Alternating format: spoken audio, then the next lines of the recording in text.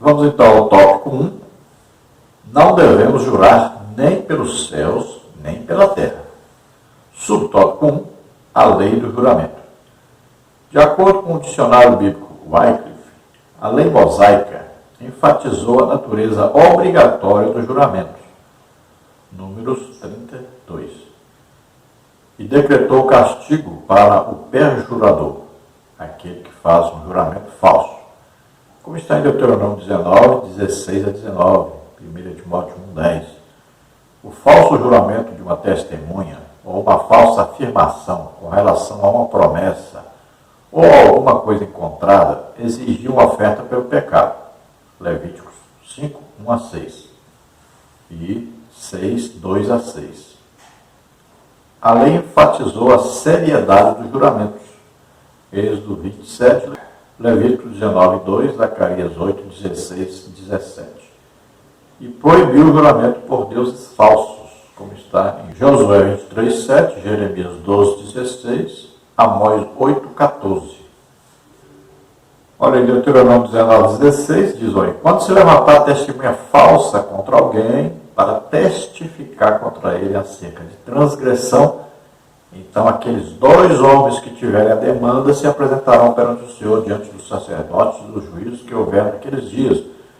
E os juízes bem inquirirão, e eis que, sendo a testemunha falsa, testemunha que testificou falsidade contra seu irmão, far-lhe-eis como cuidou fazer a seu irmão, e assim tirarás o mal do meio de ti, para que os que ficarem ouçam e temam, e nunca mais tornem a fazer tal mal no meio de ti. Teu olho não poupará, vida por vida, olho por olho, dente por dente, mão por mão, pé por pé.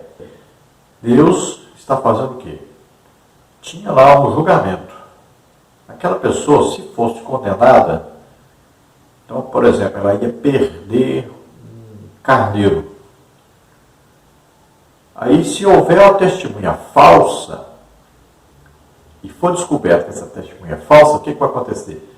Quem vai perder o carneiro é a testemunha falsa. É isso que Deus está fazendo aqui. Então, essa é a lei aqui para impedir que haja testemunhas falsas. Que impedir o que? O perjúrio, jurar falsamente. E Paulo está falando para Timóteo que ele diz que a lei foi feita para aqueles que vivem no erro, no pecado, para condenar o pecado. E ele aqui, em 1 Timóteo, capítulo 1, versículo 10, diz, olha, para os fornicadores, para os sodomitas, para os roubadores de homens, para os mentirosos, para os perjuros e para o que for contrário à sã doutrina. Então veja que a lei vai condenar esse perjuro. Então o que é esse perjuro? Aquele que jura falsamente. Em Números capítulo 30, versículo 2, diz que se um homem fizer um voto ao Senhor, então de maneira nenhuma ele poderá deixar de cumprir esse voto. Ele tem que cumprir esse voto. A Bíblia então diz para nós: é melhor não votar do que votar e não cumprir. Então devemos analisar primeiro antes de fazer o voto. Agora é evidente que se nós fizermos um voto e nós não conseguimos cumprir, podemos pedir perdão a Deus, misericórdia de Deus, e não vamos morrer por causa disso. E Deus vai nos perdoar. Mas o voto deve ser cumprido. E os votos muitas vezes eram feitos sobre votar, oferecer alguma coisa a Deus, sacrifício, poderia ser a abstinência de algum tipo de alimento, poderia ser um jejum, ou uma prestação de um determinado serviço para Deus. Então, vários motivos eram os motivos para se fazer um voto. E existe uma proibição de Deus de se fazer um voto a qualquer tipo de Deus que não seja o Deus verdadeiro. E sempre existe aí uma promessa de juízo, de maldição para aquele que fizesse um voto a um desses deuses. Vamos ao tópico 2, que diz o propósito da lei do juramento. O propósito do juramento antes era benéfico, tinha o objetivo de descobrir a verdade. Tratava-se de um apelo solene que o adorador fazia a Deus, tendo consciência de que ele era o grande juiz, onisciente e onipotente, dono de tudo, que esquadrinhava os corações de todos os homens. Primeiro livro de Crônicas, 28:9, Jeremias 17:10. E que revelava o íntimo de cada um, a verdade e a sinceridade presentes do espírito do homem. Os juramentos nas Escrituras são de dois tipos: aqueles feitos por Deus e aqueles feitos pelos homens. Então, muitas vezes era o homem obrigado, às vezes, até a fazer um juramento, uma promessa. E aí era usado isso por quê? Porque quando a pessoa fazia o juramento colocando o nome de Deus, envolvendo aí Deus, então os outros confiavam que ele iria cumprir. Ele ficava obrigado a cumprir aquele compromisso que ele estava assumindo. Por isso se pedia o juramento. E muitas vezes eram feitos esses juramentos, principalmente no Antigo Testamento. No tempo de Jesus aqui na terra como homem, no meio dos judeus, ele viu que esses juramentos eram feitos assim, corriqueiramente. E eram feitos assim, como se fosse uma banalização, feitos apenas por fazer, mas não tinham um real compromisso com Deus. Então vemos na Bíblia aí que tem o juramento que é feito por Deus, ou tem o juramento também feito por anjo, né? E tem o juramento feito até pelo próprio Jesus Cristo. Mas é bem diferente do juramento feito pelos homens. Um juramento feito por Deus é impossível de não ter o seu cumprimento. Já o juramento feito por homens é passível de erro, né? De falta de compromisso, de falta de cumprimento. Então o homem às vezes vai até se esforçar muitas vezes por cumprir e não vai conseguir cumprir, porque foi um juramento feito sem análise, sem pensar muito bem sobre o que estava fazendo. Hoje, com a utilização em larga escala do cartão de crédito, né, do Pix, então melhorou muito até os pagamentos, mas na época do cheque, meu Deus, era uma coisa mesmo vergonhosa, o tanto de cheque sem fundo. E muitos e muitos dados por cristãos. Então é uma prática normal da cheque sem fundo. A pessoa já dava o cheque sabendo que não ia cumprir, que não ia pagar no dia. Então esse tipo de juramento era normal, corriqueiro no tempo de Jesus, aqui no meio dos judeus. E ele via isso acontecendo direto. Então eram juramentos feitos já sabendo que não seriam cumpridos. Vamos ver o subtópico 3, que diz: não jureis nem pelo céu, nem pela terra. O estratagema dos escribas e fariseus quanto ao juramento pode ser notado quando eles diziam que qualquer voto que o adorador fizesse usando o nome de Deus estaria vinculado àquele juramento. Mas um voto feito sem que fosse pronunciado o nome de Deus era de menor valor e, nesse caso, não precisava ser cumprido. Foi contra esse procedimento dissimulado e hipócrita que Jesus os confrontou. Mateus 23, 16 a 18. Essa tenuidade de classificações feitas pelos escribas e fariseus entre os votos obrigatórios e não obrigatórios não tinham qualquer base. Para Jesus, quem jurasse pelo céu teria de cumprir seu juramento, pois eles foram feitos por Deus, Gênesis 1:1. E a terra era o estrado dos seus pés, Isaías 66:1. E Jerusalém era a cidade do grande Deus, Salmos 48:3. A conclusão é que qualquer juramento feito usando alguns desses elementos teria de ser cumprido, pois neles o nome de Deus estava envolvido. Um cristão verdadeiro e sincero, que tem o coração transformado pelo Evangelho, não precisa invocar qualquer elemento como céu e terra para afirmar que o que está dizendo é a verdade, posto que na essência da verdade está no íntimo do seu coração, no qual não há mentira, engodo ou engano. Salmos 15, 2, 24, 4, Provérbios 8, 7, Malaquias 2, 6, Miqueias 6, 8. Então, olha só. Os espertinhos juravam e diziam: eu juro por Jerusalém, eu juro pela terra, eu juro pelos céus. E não usavam o nome de Deus. Então, o que acontecia? Ele não precisaria cumprir esse juramento, porque não foi feito em nome de Deus. E assim era ensinado pelos sacerdotes. Veja bem, as pessoas não tinham moral, não tinham caráter. E eram apoiados pelos seus líderes religiosos.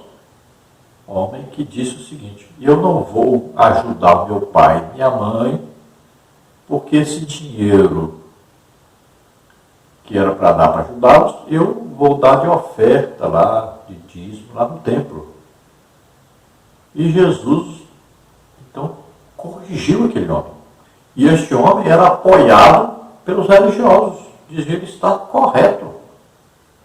E Jesus, então, corrigiu aqueles homens, aqueles sacerdotes, aqueles religiosos, dizendo: vocês estão deixando de cumprir o mandamento, que é honrar pai e mãe. É mais importante do que dar o dinheiro no templo. É mais importante que a oferta e dízimo. Honrar seu pai e sua mãe. E por incrível que pareça, nós temos esse tipo de pessoa na igreja hoje. O pai e a mãe estão passando, às vezes, fome, necessidade. Mas o seu dízimo é muito gordo, muito bom, está sendo dado na igreja. Há ofertas, grandes ofertas na igreja.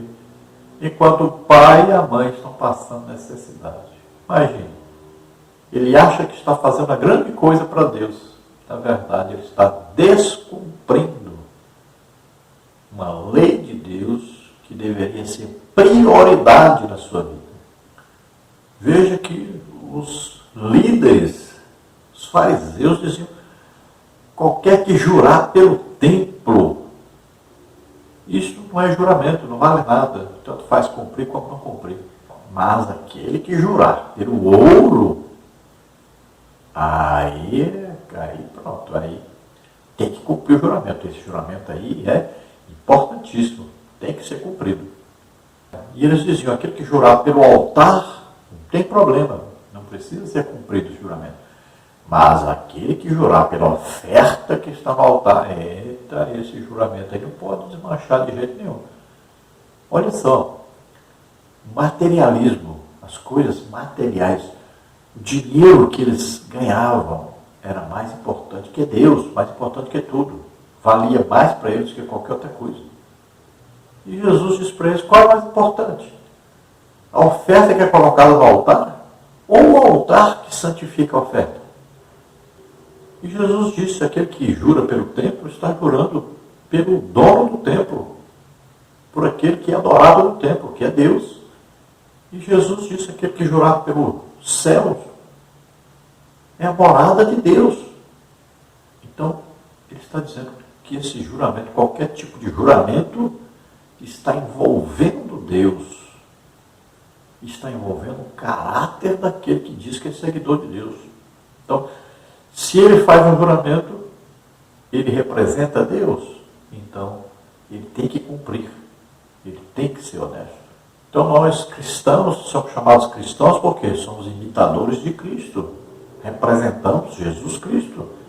Então nosso juramento tem que valer e muito, se nós formos aí solicitados a fazer um juramento. O certo seria que nós não fôssemos solicitados, porque somos conhecidos como honestos, verdadeiros, cumpridores dos nossos deveres. Então vejam, o cristão não precisa andar jurando. Então ele é digno de confiança.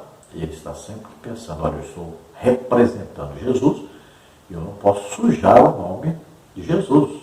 Não posso sujar esse nome de cristão, de seguidor de Jesus. Veja bem, porque as pessoas podem até aí, de repente, deixarem de serem crentes por causa de um crente que dá mau testemunho.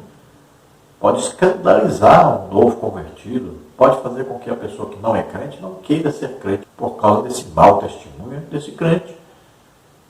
Então, nós devemos olhar, a nossa vida muitas vezes é a maior pregação que existe. Vamos ao tópico 2, nossas palavras devem ser sim e não. Subtópico 1, como deve ser o nosso falar. Tomar cuidado com o que se fala é valioso demais. Esta atitude declara que tipo de pessoa nós somos. Um cristão verdadeiro sempre procura falar com verdade e sabedoria. Com muita propriedade, o sábio rei Salomão falou que a morte e a vida estão no poder da língua, Provérbios 18, 21.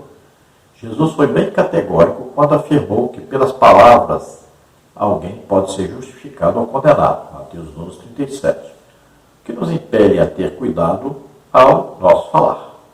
Um cristão cheio das verdades divinas terá um falar verdadeiro e reagirá contra todo tipo de falsidade e mentira. Jesus exige honestidade o tempo todo, esteja um homem sob juramento ou não. Não há padrão duplo para o cristão.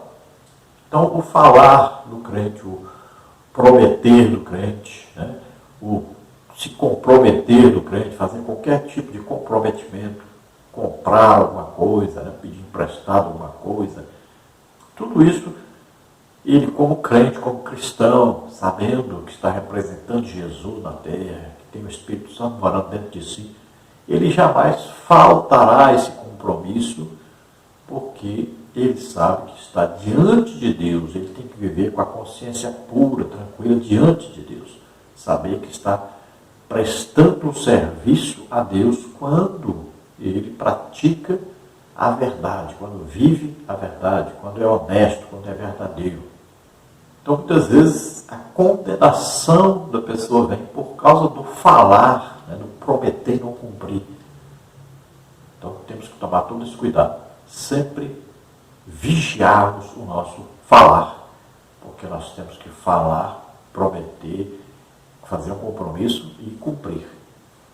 No subtópico 2, nós temos o sim e o não na vida de Paulo.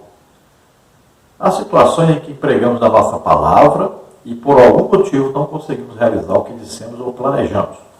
Em 2 Coríntios 1, 12 a 24, há o relato de um episódio que ocorreu com o apóstolo Paulo.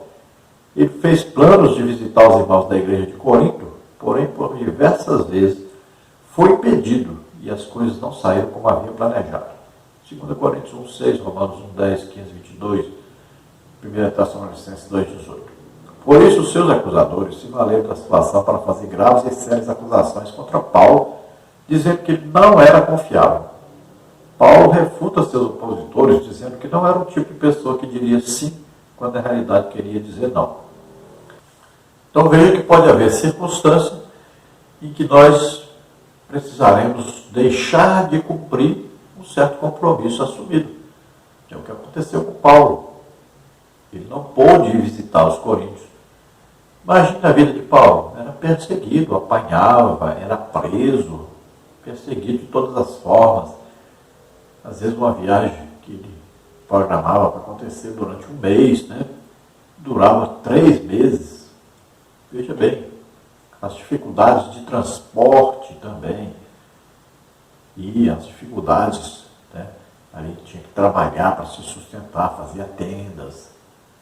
Tinha muitas vezes que fugir das cidades, até de noite. Teve vez que teve que se colocar dentro de um cesto, descer pela muralha.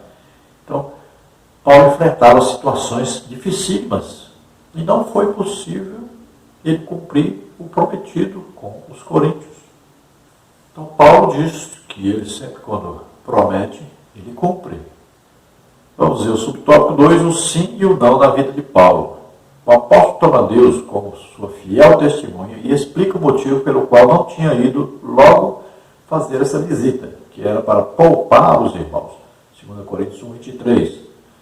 Deus, que conhecia o seu coração, disse o apóstolo, sabia do seu verdadeiro sentimento e da grande vontade de ir visitá-los, e declarou a todos que sua vida era de simplicidade e sinceridade, tanto diante da igreja como do mundo. 2 Coríntios 1, 12.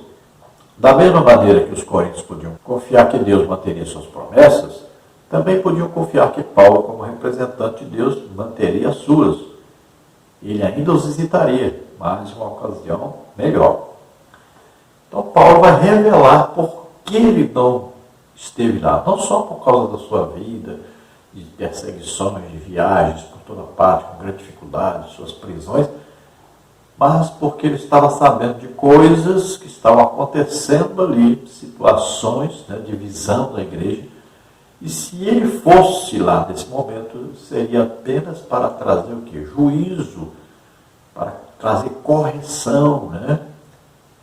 Então, ele preferiu deixar para ir mais tarde, ele apenas aconselhou, ele apenas corrigiu através das cartas aqueles problemas e pediu para eles corrigirem lá, para que quando ele fosse não houvesse mais aqueles problemas.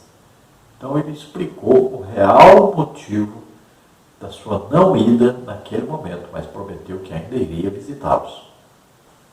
Porque Paulo era um imitador de Cristo, então cumpridor de suas promessas. No subtópico 3, o que passar disso é procedência maligna. Como o caso que aconteceu em Corinto, em que Paulo conhecia a importância da honestidade e da sinceridade das palavras e ações, Deus quer que sejamos verdadeiros e transparentes em todos os nossos relacionamentos. Se não for assim, poderemos nos rebaixar, passando a divulgar rumores, fofocas e a ter segundas intenções, ou seja, daremos lugar a situações de procedência maligna. Então veja, aquele que não cumpre as suas promessas, então ele começa a ser o quê? Conhecido como enrolado, né? Como um moleque. Veja só, um cristão sendo conhecido como aquele que dá tombo, dá cano dos outros, dá prejuízo dos outros, compra e não paga, promete e não cumpre. Imagine. Olha aí o nome, como você fala assim, político. O que você pensa logo? Uma pessoa que promete e não cumpre. Veja só, fica conhecido, toda a classe fica conhecida por causa de alguns que são desse jeito. Assim também os cristãos, muitas vezes, né, o nome pastor aparece aí como uma coisa que diminui a pessoa, que vai fazer com que a pessoa seja conhecida aí como uma pessoa enrolada, como uma pessoa que não é cumpridor dos seus deveres por causa de alguns que fazem errado. Olha só. Assim, todo o cristianismo é atingido por causa de alguns cristãos que não têm compromisso com a verdade, que não cumprem as suas promessas. Então esse cristão passa a ser aquilo que ele faz de procedência maligna. Ele começa então a obedecer a Satanás, a comprar e não pagar, prometer e não cumprir. Ao invés de estar representando Deus, ele está representando Satanás. Ao invés de estar fazendo a obra para Cristo, está fazendo a obra para Satanás.